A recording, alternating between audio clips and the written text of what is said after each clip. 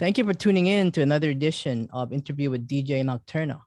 If you're watching on YouTube, please like, subscribe, share, and comment if you like this video.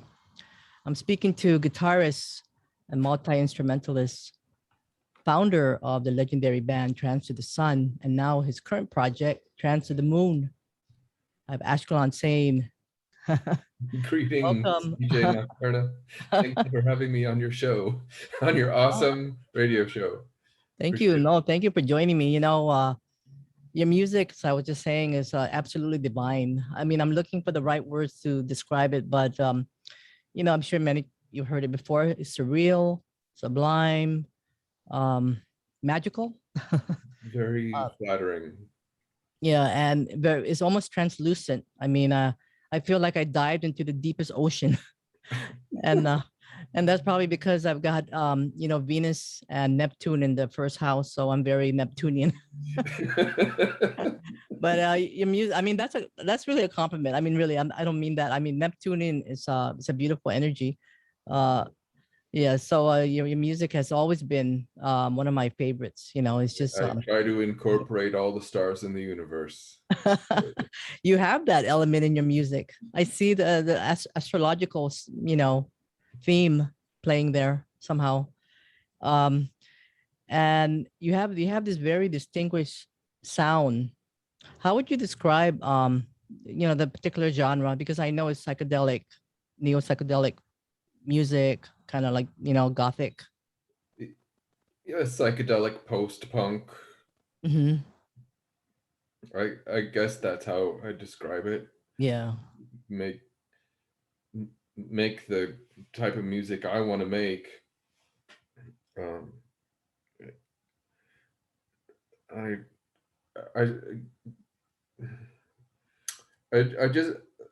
I try to just clarify my ideas the best I can. I don't know how to explain it though. I get inspired by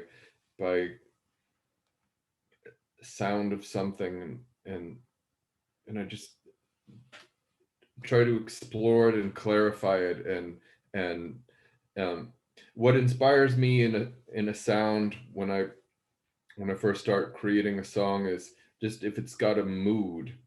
Mm-hmm. and I try to see how far I can take it while the mood is still intact. And so sometimes a piece is kind of minimal and sometimes it's really expansive. It's just whatever holds that mood. And whether it's just melodies or textures or rhythm or the lack of any of those things, if that's what's called for. Just trying to make a sound and a mood, and also make it a song and make everything have clarity, but be really cathedral-esque and blurry at the same time. Yeah, beautiful. Somehow, those are the goals. It may take a while to get there, but those are the objectives. Yeah, it's beautiful. Now, I know you're the primary songwriter, and you're also the guitarist. I know you play the keyboards as well, right? I do. I play bass, guitar, keyboards, and I program drums. Although I do have people help me with the drums, like Daniel Henderson comes and plays drums. He's a way better drummer than me, and also I have to give a lot of credit to the singers I work with because I know they I really look to them for ideas, and I'm always willing to change songs to suit more what they want to do. And for the most part, the singers I work with create their own lyrics.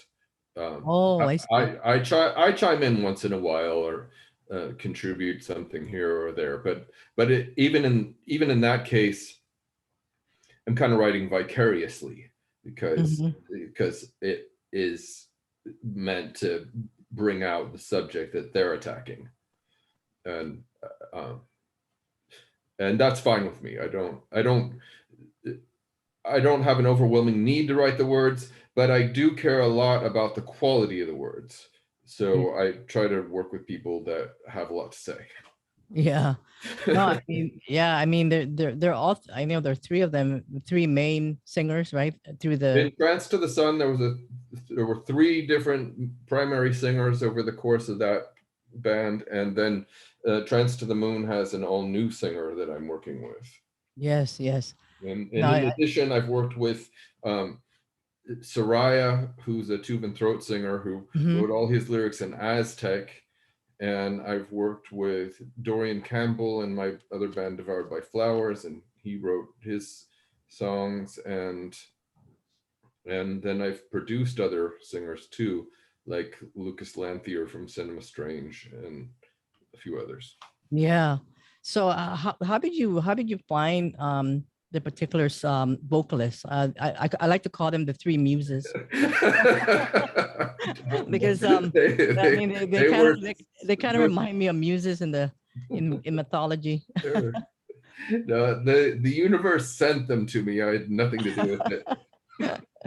Yeah.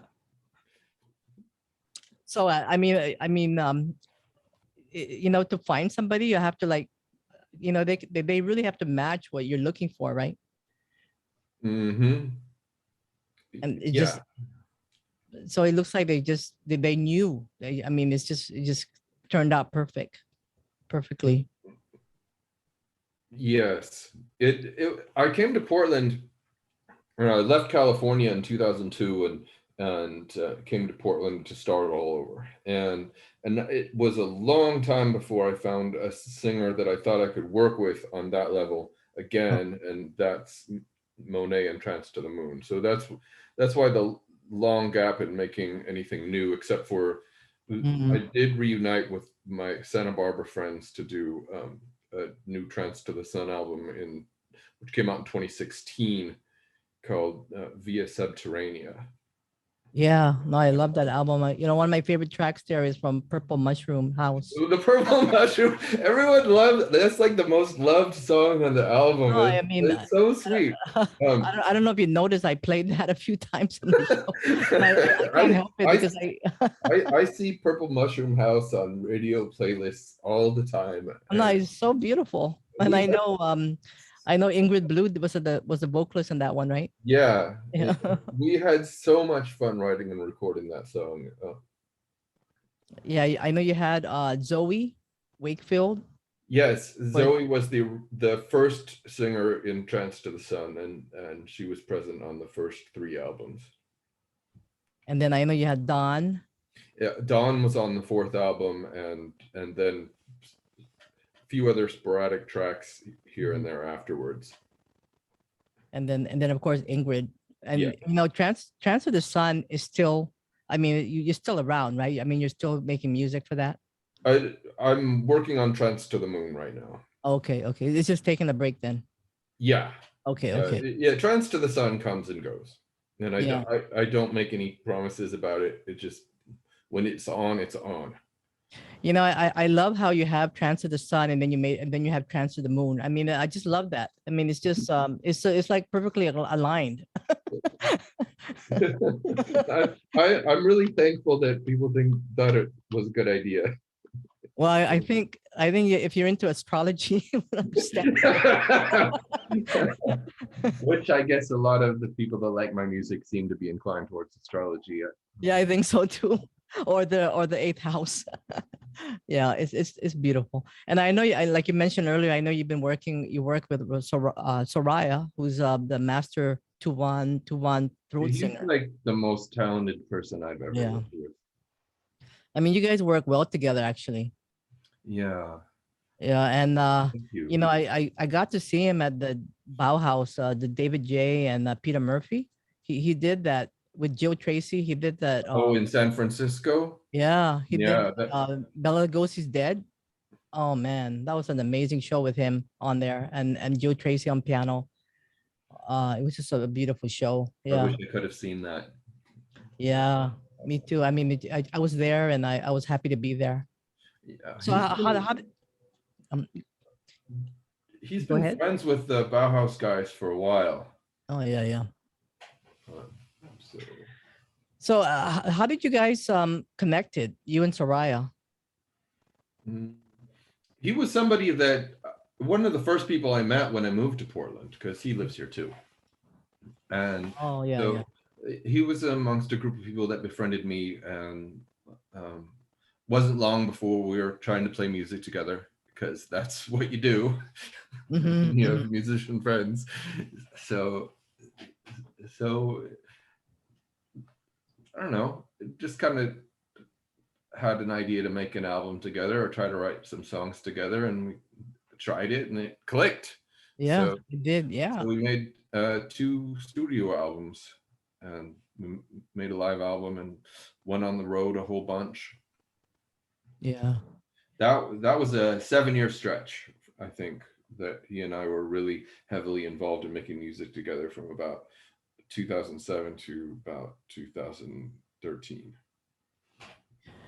And another one of my other favorite is your cover of "The Thinner the Air" by the Cocteau Twins. I mean, that's a That one turned out really good. The Cocteau Twins cover called "The Thin of the Air." There was a moment in time in about 2000 where 2 different record labels proposed making a Cocteau Twins tribute album at the very same time. One of them was Dewdrops Records out of Toronto, and the other one was Cleopatra Records out of LA. And so we recorded 2 Cocteau Twins covers, so we could submit one to each. So we did "When Mama Was Moth," which went yeah. to the Canadian one, and then "The Thinner the Air," which went to Cleopatra. And but yeah, I still get a kick out of hearing our version of that. I know it is beautiful. I mean, It really changed the song around a bit, because that's like the last track on Victoria Land. It's one of the dreamiest songs, but I really like the chords and the melodies to it. Or I wanted to make a really death rock version of it, so I gave it a much edgier death rock beat. I put played the chords with distortion guitar, and then the original version doesn't have any bass. I came up with a bass line for it, kind of based on the saxophone solo that's in the song. So you can, like, in the break of the song, you can hear that the saxophone solo has been transposed and has become the bass line. Yeah, no, it's wonderful. Yeah, I also like "When Mama Was Moth" that you did also, and "Summertime." Oh yeah, all our cover, all our fun cover I mean, song I projects. like all of the. I mean, I like everything. I mean, I like your Mr. Pluto Head. Oh, that's an original. That's Oh yeah, not. yeah. No, I like that original and her magnetism. Yeah. I mean, there's so many Spider Planet. I like that one too. Yeah. Mhm. I mean, there's so many. I mean, they're all beautiful. Um, Thank you. yeah, and now you have a new production which is called "Trance to the Moon," Mm-hmm. which you released, which you created. Was it last year? Was that released when you got It together? was released in July and August of 21, so just recently. Okay, and then so you have 2 EPs out now, right? That's right, but they're collated on one CD, if you want the physical CD. But there are 2 EPs on Bandcamp and on Spotify and iTunes and stuff. So what was the creative process behind this particular production compared to the other "Trance to the Sun"? How was it a little bit what was your idea behind this one? Just to work on songs with Monet. Mm-hmm. Yeah. But my process hasn't changed much. I still have my bag Yeah. of tricks gets a little fuller sometimes, once in a while, but it's the same bag of tricks. Yeah, no, I mean, she's amazing. I love the video also. I mean, it really is I so like, appreciate that. The video for "Except in Dreams" we filmed last spring on the last freezing night of the year. So oh, Monet is actually yeah. quite cold out Oh on. yeah. I was just gonna say it must have been cold. It was really quite cold, and But that's why she was dancing. we want to, and Monet refers to themselves as a they, though you don't pick up on that, non-binary they, but you don't pick up on that immediately, but the there's a new second video we made for the song Fire Within Glass, and since that video had been so cold and so much cityscape in the background, this in the second video we used actual fire in the video when we went for an outdoors, like not civilization look with it. So we lit a big fire in the night and did a video in front of that, and it looks pretty cool, I think, but you'll have to see it. You'll have to see it, Anne. I won't spoil it for you. Oh yeah, no. So if somebody wanted to check that out, I know you have a Bandcamp page, right? Yes. Yeah, for Trance to the Sun and Trance to the Moon as well. They're separate Bandcamp pages. There's one for each.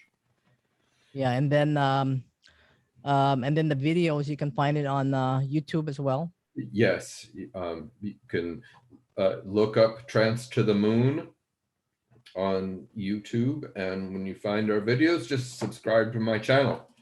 Yeah, and that's Ashkelon Sain on YouTube. Yeah. Yeah. I meant to ask you this. When was the first time you picked up a guitar? You know, and I know you were very musically inclined as a child too.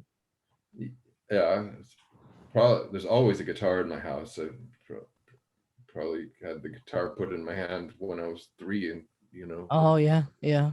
So is that the first instrument for you? Yeah. Yeah.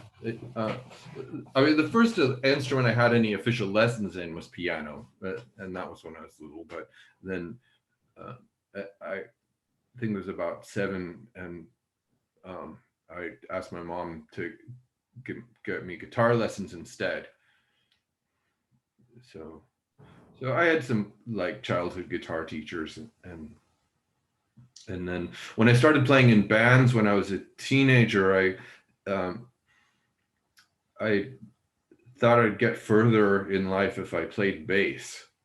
So when I was a teenager, I was playing in like hardcore and metal bands like any other teenager kid, but I was a bass player, and and I think of myself more as I feel the most at home on that instrument. Like if I had to just show up in a room and jam with a bunch of people, I'd bring my bass, I think, someday.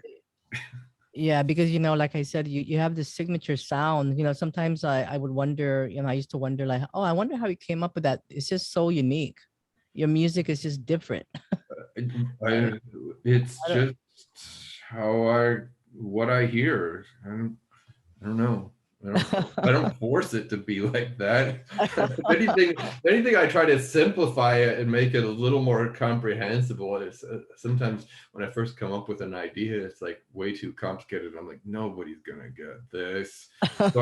So I start taking stuff out until I'm left with something, and I'm go, there, people could rock to that.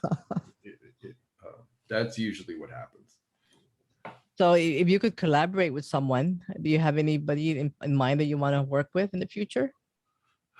Oh no, I'm just doing, I'm happy with what I'm doing, and there's so many people from my past that I could circle back to.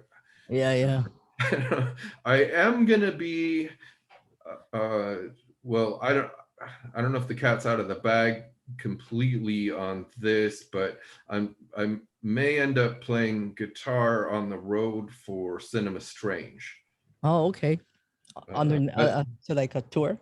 Yeah, but it's a little too soon to announce that. So, but I just take things as they come. I don't have like long range plans about oh, I want to work with this. I don't know. Yeah. I'm just doing. I'm way more in the present. I'm just working on what I'm working on right now. With Trance to the Moon. So Trance to the Moon, are you? I know you have 2 EPs. Are you? Is there going to be an album for this one? Yeah, there is an album well underway. When we've saved the best songs for it too. So, okay. So the album is going to be cool. Yeah, I mean, do you have a title for the album yet? Or you probably don't want to reveal it? No, I don't have a title for the album yet, but We'll find out. Yeah, well, I can't wait. I'm really looking forward to your next album and to a live show soon. I know everything is kind of opening up, and hopefully it'll get better and not worse. People responded really well to the music, and so we have actually been offered a bunch of shows, and we have 4 shows scheduled. We haven't even played a show yet, so we're actually in a period of rehearsal right now, so we can actually learn to play our songs live, because we started this as a studio project. While gigs weren't happening a year ago, so now we get to figure out how to play the songs live, or which ones we can play live, and bring in some other band members to help us perform them. So we're playing our first show on November 20th. Here in Portland at a venue called Coffin Club, and we're opening for Light Asylum. But that show's almost sold out. They're holding some tickets for people who get there early at the door, but all the pre-sale tickets are gone for that. And then we're playing again in Portland on December 15th, opening for the Canadian band Actors. And also on the bill is Black Magdalene from Eugene, who hasn't gotten to play in Portland for 2 years, and they're really well liked up here. Yeah. And then we have a show scheduled in February, and we're on a festival in Washington in coming up next June. And we might add a few more shows, but I want to focus on finishing the album and getting it out late next spring. Okay. So the goal is to have a new album by next May. You're going to release some singles though, right? More singles before the album? You want me to? No, I don't know. Yeah. That'd be nice. I could. We just there is a new single because we participated on the Killing Joke tribute album called Follow the Leaders, and it's put out by Cordes Interruptions Productions from Seattle. And if you look up Follow the Leaders Killing Joke tribute on Bandcamp, there's a whole new post-punk and dark music tribute album that's been made, and we recorded the track Love of the Masses for that. Okay. And, I gotta go check that out. And shout out to This Ascension fans. Drew from This Ascension sings Love Like Blood on there as a best performance for this group called Shadows. And some of the other tracks on there are extremely cool. So I'm gonna check that out. I love that song actually. Yeah. Well, I love the song also, Icicles and Fumaroles. That more people have singled out that song than I think any other. I mean, it makes you want to play it over and over again. It's kind of, I mean, the lyrics are beautiful, and the way they flow, especially with the video, it's really. I appreciate that. Yeah. I truly mean it. It's so beautiful. I really appreciate the music that you release, since Trance to the Sun, and I'm glad that Trance to the Moon is here. And I love the moon. The moon is like one of the most beautiful, thing out there in the universe. So, and I'm glad you picked those titles for your project. Right on. So let me see. Anything else that you have coming? Anything else happening that you want to announce? Besides, I think you helped me come up with everything that's cooking right now. Okay.